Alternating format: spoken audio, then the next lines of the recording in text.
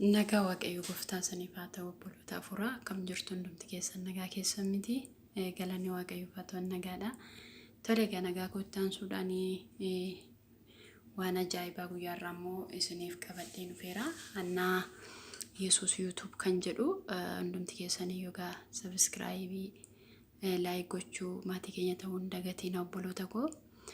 Tole warroonni rifeensi keenyaa nu jalaa caccabuu fi nuuf guddachuu didee wantoota karaa ittiin guddifachuu dandeenyuu fi karaa ittiin akkaan nu jalaan caccabne wantoota qaama keenyaaf akkuma barbaachisu rifeensa keenyaafis wantoota garaa garaa barbaachisa waan ta'eedhaaf innis wanta salphaa mana keenya keessatti argachuu kan dandeenyudha obboloota koo.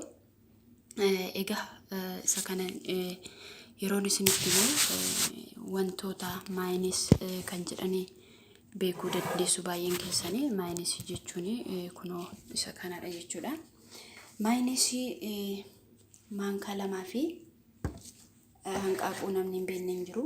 Hanqaaquu biree lama waliitiin makuudhaanii qodaa wanta akkasitti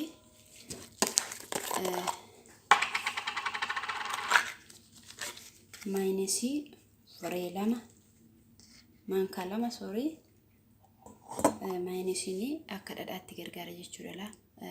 Maayinisi maankaa lamaa fi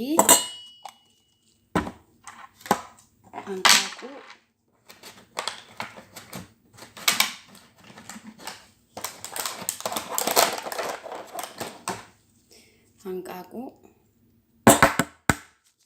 sorry gaa sagalee isinitti dhagahamaa jiruu fi hanqaaquu akka baay'ee mataa keessanii gochuu dandeessu.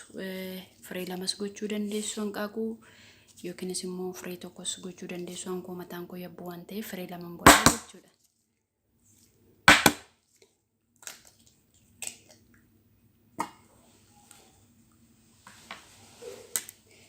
Isa kana waliin rukunna jechuudha. Hanqaaquu sana yoo barbaadani obboloota koo roobii yookiinis immoo yoo gati saayidhanii isalleetti dabaluu dandeessu. Mataa lallaaffisaa mataaf gaariidha. Sanyii dhadhaa keessaa tokkuma waan ta'eef maankaa tokkotti dabalachuu dandeessu. Akkasumas zayituunii yoo jiraate zayitii kamiyyuu kan manaa qabdanii maankaa tokkotti dabalattanii gaariidha jechuudha. Isa kana erga waliin maktanii booddee erga waliitiin maktanii booddee hanqaaquus maayinesii zayituunii yoo gatii kana erga waliin maktanii booddee mataa keessanitti dibattu jechuudha. Gidduu isaa kaastanii amma caafii isaatti dibdanii sa'aatii lama booddee shaamboo fi bishaan qorraadhaan miicitu.